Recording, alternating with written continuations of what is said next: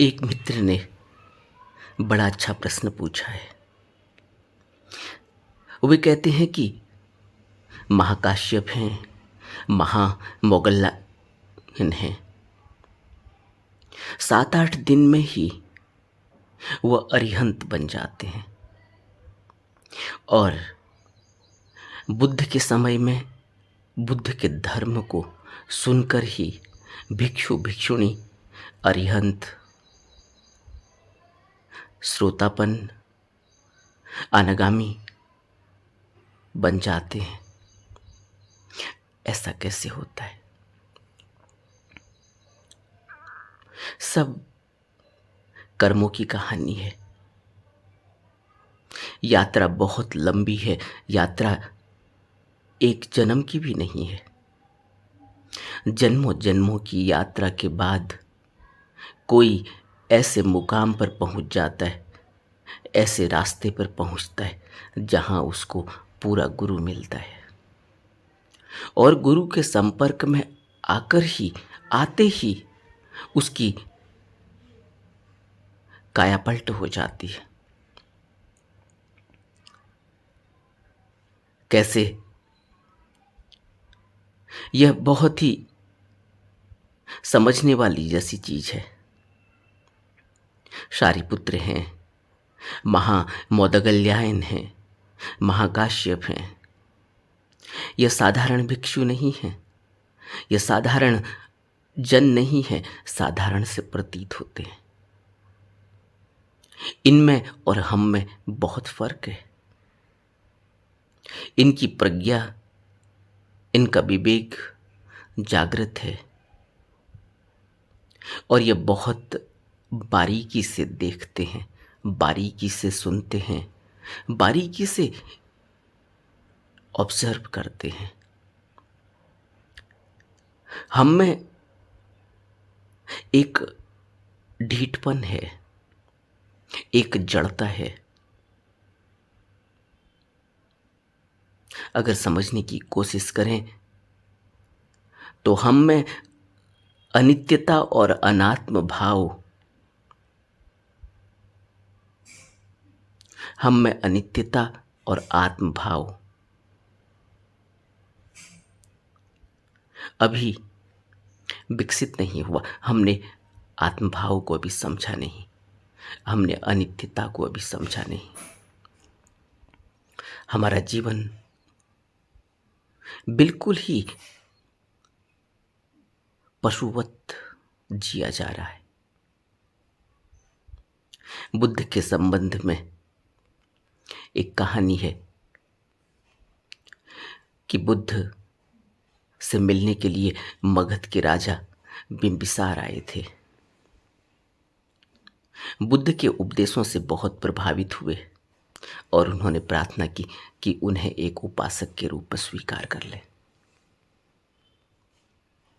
बुद्ध को और बुद्ध के साथ के सभी भिक्षुओं को वो महल में ले गए, भोजन के लिए आमंत्रित किया।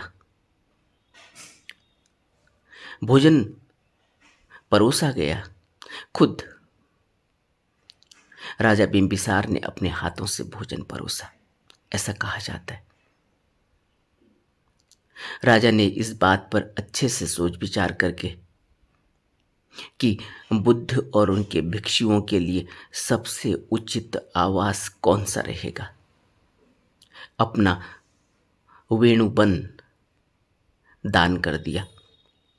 वहां वेणु विहार बना दिया गया, वेणुवन विहार। बुद्ध राजगृह के वेणुवन में थे। वहां उनकी मुलाकात 3 शिष्यों से हुई। शारिपुत्र हैं, महामौदगल्यायन हैं और महाकाश्यप। बुद्ध के जीवन में काल में ही शारिपुत्र और महामौदगल्यायन का देहांत हो गया था और महाकाश्यप बुद्ध के देहावसान, बुद्ध के शरीर छोड़ने के पश्चात संघ का कार्यभार संभालने वाले व्यक्ति थे। सारिपुत्र और महामौदगल्यायन दोनों ही पास के गांवों के धनवान ब्राह्मण थे और एक संजय नाम के परिवारजक के मार्गदर्शन में धार्मिक जीवन बिता रहे थे। संजय नाम का एक गुरु के शिष्य थे और कहा जाता है कि एक दिन सारिपुत्र और महामौदगल्यायन को दूर से आते हुए बुद्ध ने देखा और बुद्ध ने कहा कि देखो, ये दो मित्र आ रहे हैं, ये मेरे दो महान शिष्य बनेंगे। और हुआ भी ऐसा ही। वो सीधे बुद्ध के पास आ गए और उन्होंने बुद्ध से दीक्षा ले ली और उसके बाद सारिपुत्र और महामौदगल्यायन ने पीछे मुड़कर नहीं देखा। सारिपुत्र और महामौदगल्यायन बुद्ध के प्रमुख शिष्यों में से एक हुए और महाकाश्यप भी कपिल नाम के ब्राह्मण के इकलौते पुत्र थे। मगध में काश्यप विवाह नहीं करना चाहते थे, लेकिन उनके पिता ने जबरदस्ती दबाव बनाकर उनका विवाह कर दिया। लेकिन विवाह के बाद जल्दी ही उन्होंने और उनकी पत्नी ने घर का त्याग कर दिया और वह आध्यात्मिक आचार्य की खोज में निकल पड़े। और महाकाश्यप ने जैसे ही पहली बार बुद्ध को देखा, वो बुद्ध की तरफ खींचे चले आए।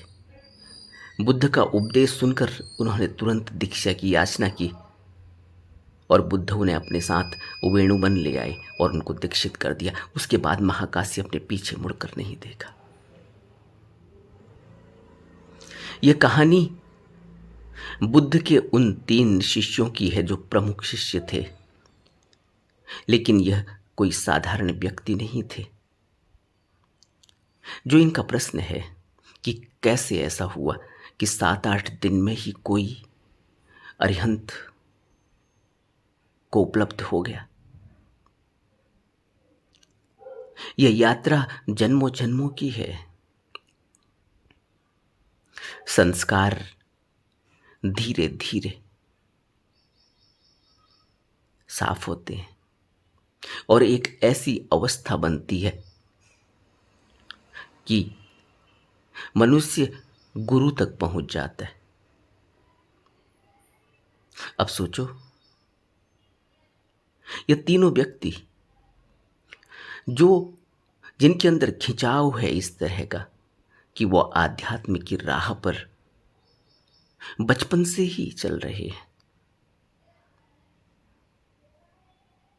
और सारिपुत्र और महामौदगल्यायन तो शिष्य भी हैं किसी गुरु के, संजय नाम के गुरु से उन्होंने दीक्षा ली है। लेकिन जब कोई पूरा गुरु मिलता है तो वह चेतना उस तरफ को खींची चली जाती है। जैसे जैसे शुद्धतम रूप में प्रकट होती है, वैसे ही वो शुद्धतम रूप खींचा चला जाता है किसी गुरु की तरफ, पूरे गुरु की तरफ। तथागत जब भी इस दुनिया में आते हैं, उनका एकमात्र उद्देश्य, उत्तरदायित्व यही है कि वो जीवों के कल्याण के लिए आते हैं। लेकिन कौन जीव उस समय तैयार है? कौन उनकी तरफ आ पाएगा? कौन उनकी उस खिंचाव को समझ पाएगा, उनके उस खिंचाव में आ पाएगा। यह सब कुछ ही मनुष्य के अपने हाथ में नहीं है। जन्मों जन्मों की यात्रा है ऐसी। तब कहीं ऐसी स्थिति बनती है। यह उदाहरण इतना ही नहीं है, ऐसे न जाने कितने उदाहरण हैं जिनसे यह समझा जा सकता है कि मनुष्य प्रयास तो कर सकता है, लेकिन धीरे धीरे उसके अंदर वह संस्कार उपार्जित होते हैं जो उसको मजबूती देते हैं और वह आध्यात्म की तरफ दृढ़ता से चल पाता है। दूसरी बात इन्होंने इस प्रश्न में पूछी है कि बुद्ध की देशना से, बुद्ध के समय, बुद्ध के उपदेशों को सुनकर भिक्षु भिक्षुणी, अरिहंत, श्रोतापन्न, अनागामी हो जाया करते थे। बुद्ध के उपदेश, बुद्ध के यानी एक प्रकट गुरु के, जो उस समय वक्त का गुरु है। गुरु जब देह में आता है तो गुरु की देह, गुरु का संग साथ में एक ऊर्जा होती है, एक ऊर्जा, प्रकट ऊर्जा मनुष्य को पूरी तरह से बदल देती है, उसके संस्कारों की रेख को धूमिल कर देती है। कैसे? जब बुद्ध की वाणी निकलती है तो उसमें एक ऊर्जा होती है। वो साधारण वाणी नहीं है, वो एक एक शब्द ऊर्जावान है और वह ऊर्जा मनुष्य के अंदर हृदय तक प्रहार करती है और उसका पूरा मन छिन्न भिन्न हो जाता है। उसके मन की एक लीक, उसके मन पर जो भी प्रभाव हैं संसार के, वह धूमिल होने लगते, उन पर चोट पड़ती है। बुद्ध कपिलवस्तु आए हुए हैं पहली बार। कहते हैं कि उनके मौसेरे भाई यानी उनके छोटे भाई का, नंद का राज तिलक होना है, उस दिन शादी भी होनी है। बुद्ध उस घर में भिक्षाटन के लिए जाते हैं। सुबह नंद से उनकी मुलाकात होती है। नंद उनका भिक्षा पात्र पकड़ लेते हैं और बुद्ध उस गांव से बाहर जाने के लिए तैयार हो गए हैं। नंद ने भिक्षा पात्र पकड़ लिया, बुद्ध आगे आगे चल रहे हैं और नंद उनका भिक्षा पात्र लेकर पीछे पीछे चल रहा है, उनको गांव से बाहर रास्ते तक छोड़ने के लिए। लेकिन बुद्ध चलते चलते दूर निकल गए और नंद पीछे पीछे भिक्षा पात्र लेकर चल रहा है। नंद यह भी नहीं कह पाया कि अब आप अपना भिक्षा पात्र पकड़ो, अब मैं वापस चलता हूं। रास्ते में दोनों तरफ लोग बुद्ध के दर्शन के लिए खड़े हैं। उनमें से कुछ लोग कह रहे हैं कि नंद अब वापस आ जाओ, भिक्षा पात्र बुद्ध को लौटा दो। लेकिन नंद को न जाने क्या हो गया, वो कशिश, वो चुंबकीय शक्ति, वो बुद्ध की ऊर्जा, वो बुद्ध का ऊर्जा क्षेत्र इतना सघन था कि नंद पीछे पीछे चलते चले गए और बुद्ध विहार में पहुंच गए। तब बिहार में पहुंचकर जब बुद्ध को उन्होंने भिक्षा पात्र दिया, तो बुद्ध ने उनसे पूछ लिया कि नंद, दीक्षा लोगे, दीक्षित होना चाहोगे? नंद मना नहीं कर पाए और नंद ने दीक्षा ले ली। यहां राज तिलक की तैयारियां चल रही हैं, शादी की तैयारियां चल रही हैं, और नंद को न जाने क्या हो गया, वो दीक्षित हो गए और उसके बाद वापस मुड़कर फिर कपिलवस्तु नहीं गए। महाकाश्यप की नई नई शादी हुई। उनके पिता ने दबाव में कि महाकाश्यप, जिसका आध्यात्मिक रुझान है, शायद शादी के बाद घर गृहस्थी में फंसेगा तो सब कुछ भूल जाएगा। लेकिन महाकाश्यप के अंदर वो आग बुझी नहीं, और शादी के कुछ ही दिनों के बाद वो बुद्ध की तरफ खींचे चले गए। अब हमारा जीवन और इन व्यक्तियों का जीवन, इनमें क्या फर्क है? अपने से पूछना चाहिए कि मेरे अंदर अनित्यता का भाव कितना है। मैं इस जगत को अनित्य देख रहा हूं? मेरे अंदर आत्म भाव कितना है, आइडेंटिटी कितनी है? नंद को कोई परवाह नहीं कि लोग मुझसे क्या कहेंगे। मैं दीक्षा लेने जा रहा हूं, मैं भिक्षु बनने जा रहा हूं, मैं भिक्षु बन गया हूं।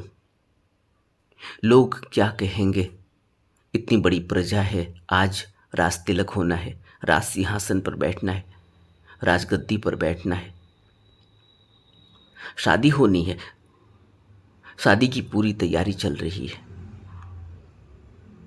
लेकिन नंद के दिमाग में, दिल में यह बात आती ही नहीं। क्या हो गया? महाकाश्यप के दिल और दिमाग में यह बात नहीं आती कि लोग क्या कहेंगे। बदनामी हो जाएगी माँ बाप की, ब्राह्मण कुल है, एक इज्जत है समाज में। कहाँ चला गया आत्मभाव? मैं, मेरा, मेरा कुल, मेरा गोत्र, मेरी जाति, मेरे माँ बाप का वह ओहदा, वह पद, वह मान, वह सम्मान, मेरी अपनी आइडेंटिटी, वह सब कहाँ चली गई?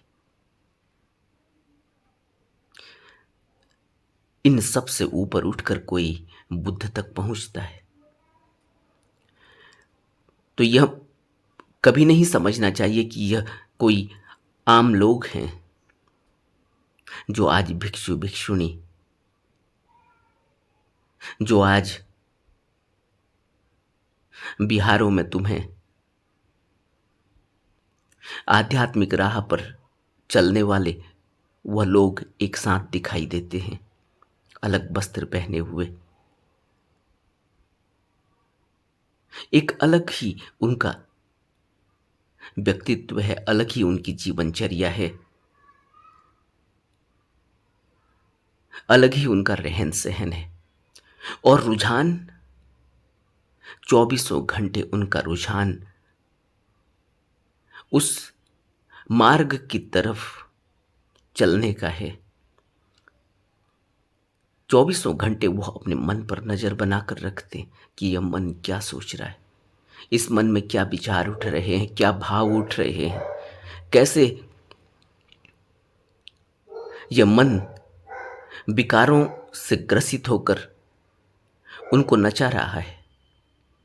लेकिन वो जूझते हैं, लड़ते हैं। और हमारा जीवन, हमारा दृढ़ संकल्प, हमारी सम्यक दृष्टि कितनी है, अपने से पूछना चाहिए। किसी गुरु पर इतना भरोसा कर लेना कि उसके बाद नतमस्तक होकर गुरु के पीछे पीछे हो जाना,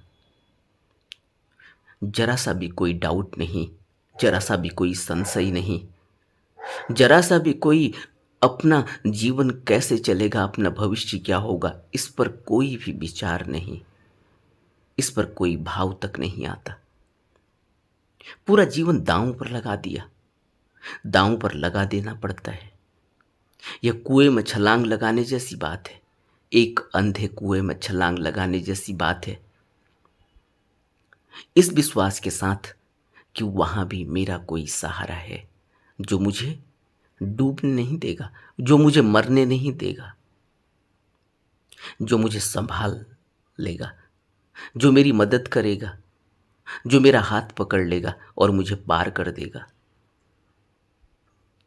इतना भरोसा, इतना विश्वास, इतनी श्रद्धा। इसीलिए बुद्ध ने उपदेश धम्मचक्र की शुरुआत करने से पहले यह बात कही थी कि जिसके अंदर श्रद्धा पैदा होगी वह उस धम्म से फायदा ले सकेगा। जिसके अंदर श्रद्धा पैदा होगी वह सुन सकेगा, उसके अंदर वह चिंगारी प्रकट हो सकेगी। श्रद्धा की बात है। और अगर हमारे अंदर संशय बना हुआ है तो अपने मन को टटोल कर देखना चाहिए कि फिर यह मन चाहता क्या है, इसका संशय कैसे दूर होगा। यही फर्क है। यह जो संशय है, यह जो डाउट है, यही फर्क है कि हम किसी को स्वीकार नहीं कर पाते। यही डाउट है, यही संशय है कि हम अपनी आइडेंटिटी को छोड़ नहीं पाते, अपने आत्मभाव को छोड़ नहीं पाते। यही संशय, यही डाउट है कि हम किसी के प्रति विश्वास से भर नहीं पाते, किसी को गुरु बना नहीं पाते।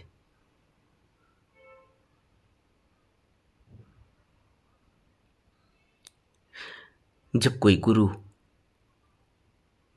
अपने मुखार बिंदु से उपदेश देता है,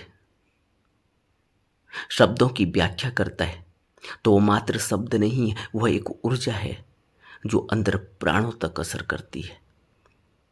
इसीलिए सत्संग की इतनी महिमा है। बिन सत्संग विवेक न हुई। बिना धम्म के श्रवण के विवेक की जागृति नहीं होती, प्रज्ञा की जागृति नहीं होती, बुद्ध ने कहा। और बड़ा भागी है वो जिसको सत्संग मिलता है। लेकिन हम उसकी अनदेखी कर देते हैं क्योंकि हमारा मन कहता है अभी तो संसार बहुत बड़ा है, अभी तुमने भोगा क्या है, अभी तुम्हारी उम्र क्या, अभी तुमने पाया क्या, अभी तुमने कमाया क्या। और बुद्ध हमसे क्या कहते हैं? बुद्ध हमसे कहते हैं कि अनित्य जगत में हमें अपने वास्तविक कार्य के प्रति सचेत रहना चाहिए। क्या है अनित्य जगत और क्या है वास्तविक कार्य? बुद्ध कहते हैं कि अफसोस है यह कि थोड़े ही समय में यह शरीर इस पृथ्वी पर पड़ा होगा, घृणित, निर्जीव और बेकार, एक जली हुई लकड़ी के समान। और जीवन के फूलों जैसे आनंद का उपभोग करते हुए मनुष्य का मन भ्रमित हो जाता है और अभी विषय भोगों से मन भरा भी नहीं होता कि मृत्यु आकर घेर लेती है। मन यही कहता है अभी रुको, अभी क्या जल्दी है, अभी रुको, अभी तो बच्चे ही छोटे हैं, अभी रुको। एक जिसकी शादी नहीं हुई वो कहता अभी रुको, अभी शादी ही नहीं हुई, अभी देखा क्या है, अभी तो नौकरी लगी है, अभी तो कमाना शुरू किया है। और आध्यात्म की तरफ यह तो बुढ़ापे का काम है। ये मन के अंदर बैठी हुई बातें इतना बल पैदा कर देती है कि मनुष्य की बुद्धि और विवेक जागृत ही नहीं हो पाता। जिस व्यक्ति का विवेक जागृत नहीं हुआ, जिस व्यक्ति के अंदर प्रज्ञा नहीं खुली, वो यही सोचता है, उसके लिए संसार भारी पड़ जाता है। वो कहता है संसार में रस है। अभी तुमने पैसे कितने कमाए, अभी तुम्हारे पास धन धान्य प्रॉपर्टी पैसा घर परिवार गाड़ी कुछ भी नहीं, अभी तुम्हारी आइडेंटिटी क्या है, तुम्हें समाज में सम्मान मिलेगा कैसे? तुमने अपने कुल का नाम रोशन करना है, तुमने अपने वंश को आगे बढ़ाना है। इस तरह की बेहुदी की बातें मन में अंदर गहरे में बैठी हुई हैं, वो भारी पड़ जाती है। और बुद्ध कहते हैं कि विषय भोगों से मन भरा भी नहीं होता कि मृत्यु आकर घेर लेती है। फिर बुद्ध आगे कहते हैं कि इस शरीर को पानी में बने हुए फैन के समान, झाग के समान जानकर, इसे एक मृग मारीचिका समझकर मनुष्य को मार के प्रलोभन, मार के आकर्षक जाल को तोड़कर उससे परे चले जाना चाहिए। कैसे होगा यह? इतनी अनित्यता का भाव पैदा कैसे होगा कि यह शरीर एक पानी के बबूले की तरह, इससे ज़्यादा इसकी कुछ भी हैसियत नहीं, किसी भी समय यह फट जाएगा। रंग बिरंगा दिखता है बबूला, हवा में उड़ता हुआ, कितना आकर्षक और कितना लुभावना, कितने रंग उसमें दिखाई देते हैं, इंद्रधनुषीय रंग दिखाई देते, और अगले ही पल वो फट जाता है और हवा में विलीन हो जाता है, फिर उसका कुछ पता नहीं चलता। इसी तरह का जीवन है यह। और इस जीवन में भोग की आशा करना, इस जीवन को सब कुछ मान लेना, इसलिए बुद्ध चेतावनी देते हैं कि वास्तविक कार्य के प्रति सचेत रहना चाहिए। अब कौन हमें यह वास्तविक कार्य बताएगा? कौन हमें इस प्रलोभन से बाहर निकालेगा, मार के प्रलोभन से? कोई जीवित गुरु चाहिए, उसके वो कर्ण भेदी शब्द, हृदय पर भेद जाने वाले, हृदय को छेद देने वाले शब्द, उसकी वो वाणी, उसका वो धम्म उपदेश नित्य चाहिए। तब धीरे धीरे यह मन संसार से ऊपर उठता है, बदलता है। और यह यात्रा एक जीवन की नहीं है, यह संस्कार एक जीवन में नहीं लगते, क्योंकि यहाँ तो यह जो संसार है, यह संसार का जो प्रलोभन है वो इतना गहरा है। यह सांसारिक रिश्ते नाते हैं, इनके प्रति हमारा मोह है। यह संस्कार इतने भारी बढ़ जाते हैं कि मनुष्य सामने बैठे हुए गुरु को भी पहचान नहीं पाता।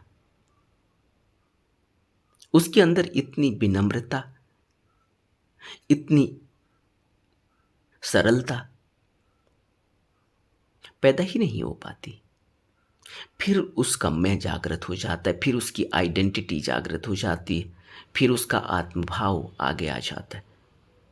और जिस व्यक्ति के अंदर जितना आत्मभाव है, जिस व्यक्ति के अंदर जितना अहम है, जितना अहंकार है, वह आध्यात्म से उतना ही दूर रह जाता है।